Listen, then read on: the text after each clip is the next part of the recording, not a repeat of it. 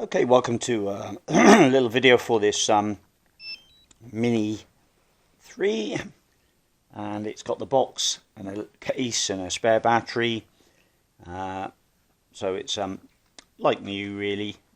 Look at the better photographs, and very capable little bit of kit. This is obviously no license required. Comes with the RC remote control, which I can only say is in excellent condition as well.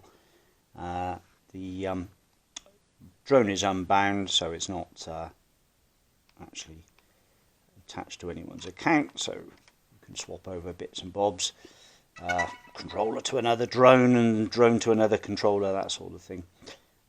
Blades are in excellent condition. There we are, the gimbal's just doing its thing there, and just waiting for it to hook up to the controller, which it's done.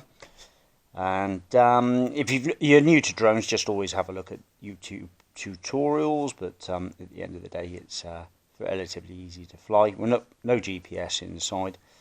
Let's have a look at the battery count on this one. Battery info. Well, cycle count just 1 on this one, so it's barely been used. And there we go. So that's the image quality off of the drone there. Bit of colour, and I'll just quickly pop it up in the air. You move the sticks to the bottom opposite corners. The drone will spin up. Take off. So as I say, no GPS. So just a touch on the throttle, and up she goes. Really, really smooth. So it's really easy to fly. There's the camera moving up and down. Just spin it around a bit more. Sensors on the bottom, so when you put your hand underneath it, it'll go up. Sensors on the front. It's obviously not the Pro model. And forwards, backwards. You've got braking as well, so it just stops when you let go of the sticks.